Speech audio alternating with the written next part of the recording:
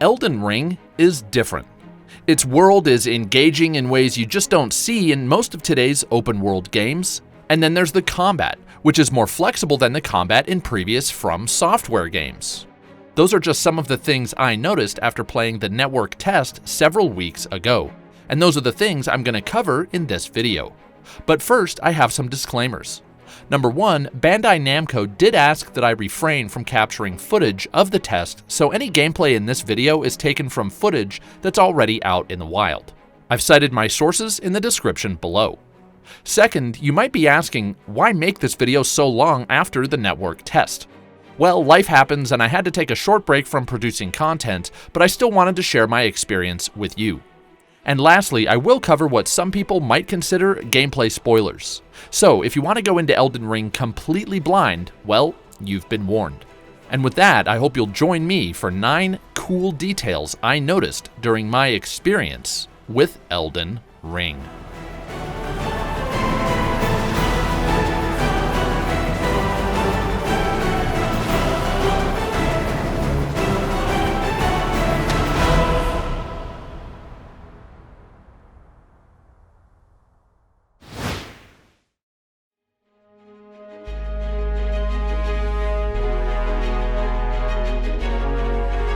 One thing Elden Ring does differently than many contemporary open-world games is that it doesn't give you an overwhelming number of things to do. Don't get me wrong, there was still plenty to do, but during my time with the game I saw no checklist and no quest log, and I definitely didn't see a gazillion icons on my map. In fact, other than the Sites of Grace, which are Elden Ring's equivalent of bonfires, most of the other points of interest that appeared on my map consisted of a few caves, several ruins, and a teleportation device that I'll talk about shortly. And these points of interest only appeared because I approached them. In other words, how many side objectives appear on your map seems dependent on your tendency to explore. For players who want to just plow through the main quest and don't want to feel distracted by side content, well, it looks like they won't be. But for players who do like to explore, there's still plenty to do off the beaten path. For example, when I ventured south, the complete opposite direction of the main quest, I found a mini-boss who I'll call Pumpkinhead. You'll know him when you see him. And it was here where I also met an NPC who taught me a handy gameplay mechanic called Glintstone Sorcery. It was also in the southern region that I found a couple of giant crabs that will seem very familiar to Dark Souls fans. In the opposite direction, up north, I discovered what looked like a smoothed out crater, but turned out to be that teleportation device I mentioned earlier. Using it transported me to an alternate realm where I fought another mini-boss. There was plenty more that I discovered, but I don't want to spoil too much, so I'll leave it at that. Now, I do think that for open-world junkies, particularly fans of Ubisoft's open-world games, the world of Elden Ring might seem a bit empty right off the bat. Not in terms of how it looks, it's gorgeous and rich in detail, but in terms of stuff to do, at least in the first hours of the game. But it's important to remember, this is From Software we're talking about. Everything I did presented a challenge. As such, the side objectives I completed felt more rewarding than side content in most other open-world games. For example, looting a simple cave led me to defeat the first mini-boss I encountered, and I'm not gonna lie, defeating him made me feel pretty darn good about myself. Another thing worth noting is how the open world makes leveling up less of a grind. While you can bypass any side activity or point of interest, I think every objective I tackled provided my character with a good amount of runes, which are Elden Ring's equivalent of souls. Now you can grind the old-fashioned way. There are groups of enemies that roam the open world, and you can go through the familiar rigmarole of killing them for runes, then resting at a site of grace so the enemies reappear, then repeating the process. In fact, many players will no doubt do just this. But tackling the side content as it appears on your map gives you a far less repetitive, if more challenging way to level up your character. Now, if you've tackled every side objective and you still need runes, that's when it might be time to grind. Okay, I hope I've given you a sense of what it was like to explore the open world in Elden Ring. It never felt overcrowded, yet I never got bored, even after 9 hours in just the first area alone. And now, I can't wait to see what other areas From Software has created.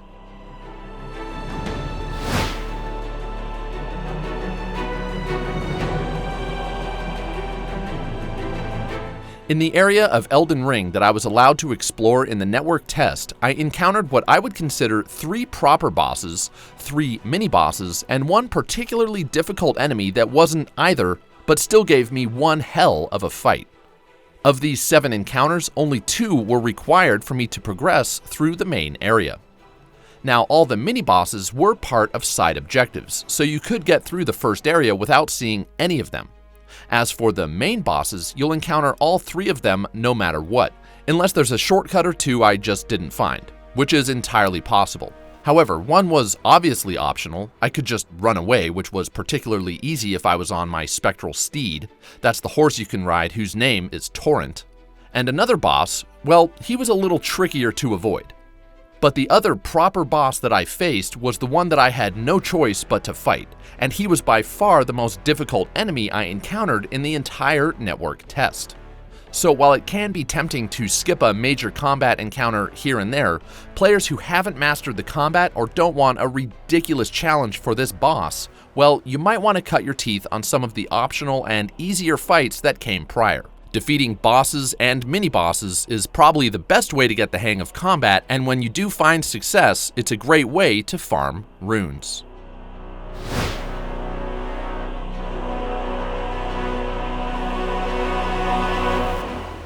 Let me make one thing clear. I love stealth. Given the chance, I'll almost always go for the sneak attack rather than taking down enemies head-on. And in Elden Ring, I was very frequently given that chance. Just a few minutes after the opening tutorial, I was crouching down and tiptoeing around. This allowed me to sneak up behind enemy soldiers while they made their patrols or while they were resting at a campfire. Sneaking up behind standard human or undead enemies, then pressing the light attack button allowed me to perform a critical blow, resulting in a one-hit kill on weaker foes and a severely damaging blow on tougher enemies. You can even sneak up behind some bosses. This will allow you to start these encounters by unleashing a guaranteed hit with your most powerful attack or skill. More on skills in a bit. Next, Elden Ring allows you to hide in the bushes. However, there's no visual indicator that lets you know when you're hidden. I also noticed that you can distract enemies. If a patrolling guard sees you from a distance, they'll investigate. If you run off before they get too close, you can wait for them to check out your last known location while you sneak around to kill them from behind. Just be sure to crouch so you don't make too much noise. Now, don't get me wrong, Elden Ring is not a dedicated stealth experience. Not by a long shot. The stealth is very simple, but it works, and I was surprised how often I found the perfect opportunity to either sneak up on an enemy or just sneak past enemies. Stealth also makes taking out entire groups of enemies a much more fun and methodical affair, which brings me to my next point.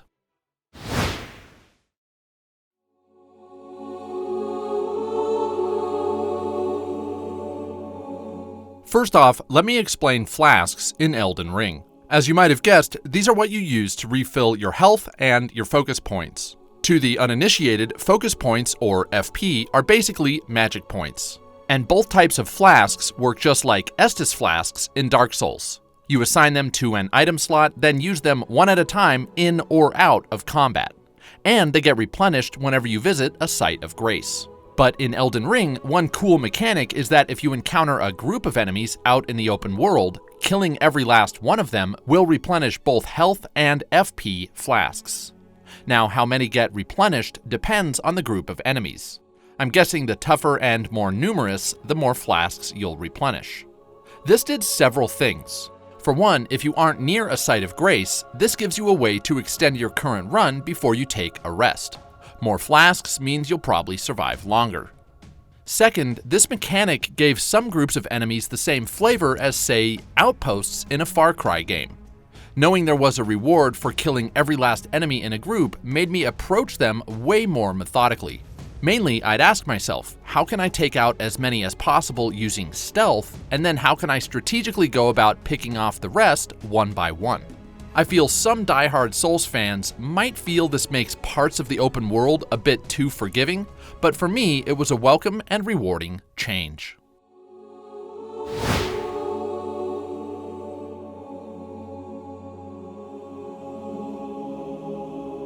In Elden Ring, pretty early on, you'll find certain items called Ashes of War. These are similar to weapon arts in Dark Souls 3. Both allow you to utilize weapon skills, but with Ashes of War, a specific type of item dedicated to weapon skills, Elden Ring lets you change up which skills are attached to which weapons. Here are the details. Each Ash of War has a unique skill, or perhaps more aptly put, a special ability attached to it. Once you find an Ash of War, you can then equip it to any weapon. There may be exceptions to this, but for the most part, it's any weapon. Now, as long as you have that weapon equipped, you'll then be able to use the skill attached to it in combat. And some of these, not all, but some, had a major impact on gameplay, at least for me. And just as a side note, using weapon skills does use up your focus points.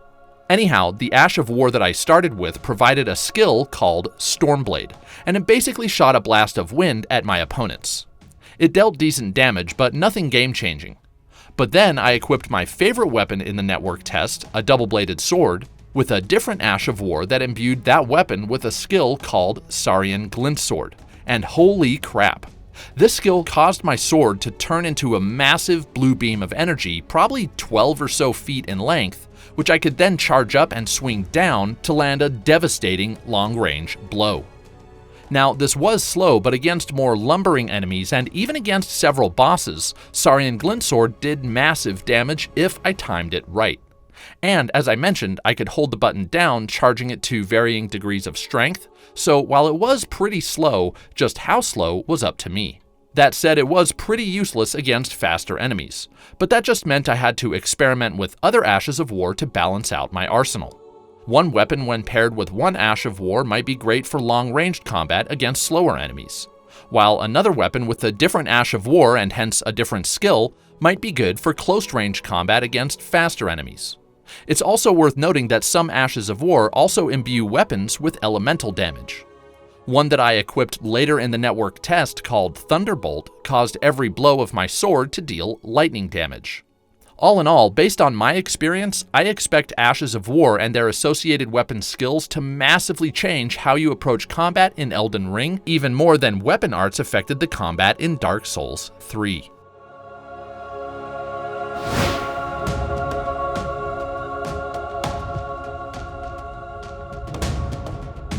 While it might not feel like it for beginners, From Software games always give you the right, thoughtful combat mechanics you need to survive. That's what makes them great.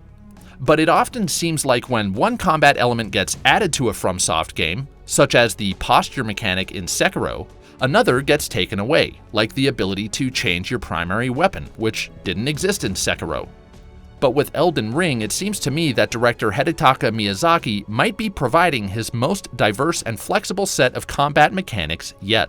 For starters, you have your basic moves, which include a heavy attack, a light attack, and a dodge, which works pretty darn well and makes your character feel pretty nimble. You then have the ability to block. Given these mechanics, things in Elden Ring, at least initially, do feel very similar to Dark Souls, especially Dark Souls 3. But then you have your guard counter, which allows you to perform a powerful strike after you perform a successful block. One thing that surprised me in Elden Ring is that performing a successful guard counter doesn't actually require super precise timing. But as with any mechanic in a Miyazaki game, it is a give and take. If there's one way to quickly deplete your stamina, it's to liberally block your enemy's attacks. And you still do take damage when you land a block, just not as much. So you do have to be careful. On top of that, there is a separate parry mechanic. However, this does require more precision. The final basic combat mechanic I want to talk about is the jump attack. From what I could tell, this is more powerful than a basic attack, but it's pretty quick and it's great for breaking the guard stance of enemies with shields. And that reminds me that you also have a charge attack. Just hold the heavy attack button to wind up your most powerful basic attack, which will also help break down an enemy's guard stance. Finally, there's one method of combat that's completely new and undoubtedly the most different from anything in Dark Souls, Bloodborne, or Sekiro, and that's combat while you're on horseback. I didn't fight much while on my horse, but when I did, it definitely worked. You can swing your weapon while riding using the game's familiar targeting system to lock on to enemies. And from the footage I've seen, the advantage of speed while on horseback could really transform certain boss fights that take place out in the open world. And then things can get really crazy once you start summoning spirits, which are AI-controlled spectral beings that literally join you in combat. These really change the game, and I'll talk more about them in a bit. Next are things I've already touched on. There's stealth, including sneak attacks, and weapon skills, which, as I mentioned, can really turn the tide in tough battles if you use them properly. Now, you might be wondering, with all these tools at your disposal, how hard could Elden Ring really be? Well, I don't consider myself the best at Souls games, but I also know I'm not the worst. That said, I did experience moments of genuine frustration. One boss took me at least 10 tries before I summoned a co-op partner and finally took him down. And having recently played Dark Souls 3, when I compare the first few hours of the two games, I do think that the opening section of Elden Ring is more challenging. But whenever I did feel I was up against a wall, and this is important, it always felt like there was something else I could try, from experimenting with a new weapon or a new weapon skill to being more defensive instead of offensive, or summoning a new spirit. I could usually experiment such that I could discover my own way to take on each combat encounter. This is one of the most fundamental differences between Elden Ring and, say, Sekiro, which pretty much forces you to play its way.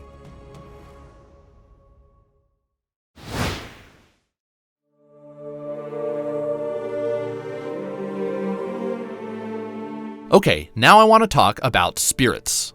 Summoning spirits was one of my favorite things that I experienced in the network test.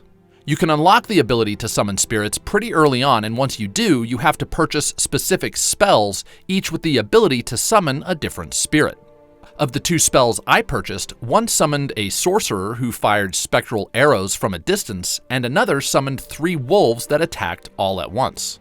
Both were pretty good for distracting enemies, but the wolves seemed to last a little bit longer in really tough encounters. Also, a few points to keep in mind. Summoning spirits will cost some focus points, you can't summon spirits during multiplayer, and during single player you can only summon them in certain areas. You'll see a persistent icon on the left side of your screen whenever you're in one of those locations. So, why did I like spirits so much? Well, I'm a stubborn player, and I typically only try to summon other human players when absolutely necessary. On the other hand, summoning a spirit serves a similar purpose as resorting to co-op, but if I won that particular battle, I was able to maintain the satisfaction of doing so without having to resort to human intervention. Of course, and this is important, spirit AIs will never be as smart as a skilled human ally, not even close. But on the flip side, you can summon spirits more or less instantly while in combat, whereas summoning another player, as far as I could tell, has to be done outside of combat, and it's definitely not instantaneous. In any case, when I did bring a spirit into battle, it often allowed me to get in at least a couple extra hits, and it kept me feeling like a badass.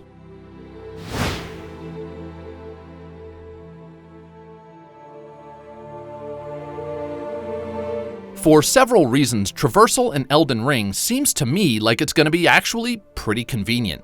For one, you can fast travel to any site of grace from any location on the map. Yep, you don't already need to be at a site of grace to travel to another.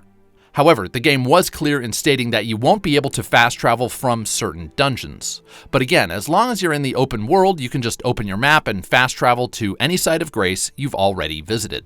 The second, and probably the most obvious reason that Traversal will be relatively effortless is because of Torrent. Having a horse that you can summon with the press of a button gives you a way to traverse wide distances much faster than in previous FromSoft games. And on that note, the world does feature what are called Spirit Springs. These are basically updrafts, and if you jump into one while you're riding Torrent, you'll be able to literally scale entire cliffsides. That said, I actually rarely use Torrent to get from point A to point B, mostly because this world is beautiful and interesting and I had plenty of fun getting around on foot. The final reason Traversal is easier in Elden Ring is that fall damage has been lightened up a lot. It's still there, so you can't just jump off any cliff and hope to survive, but the height from which I could jump without killing myself was definitely higher than in previous Miyazaki games.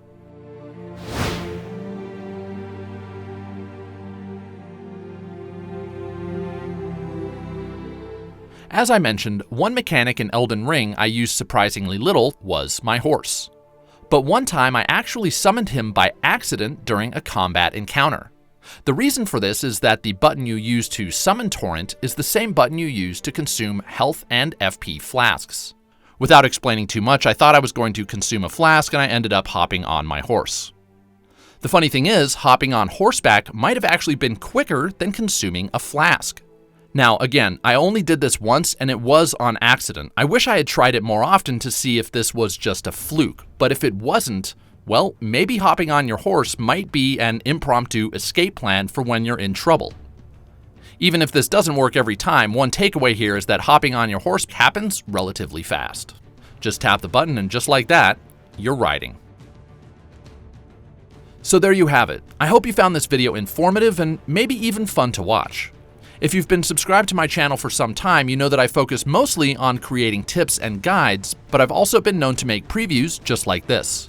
So if you enjoyed this content, consider dropping a like and sharing the video, and if you're into tips and guides, maybe consider subscribing. If you want to keep up with me and see what I'm playing, you can follow me on Twitter @QuestModeGames. And finally, I want to remind everyone to never stop questing.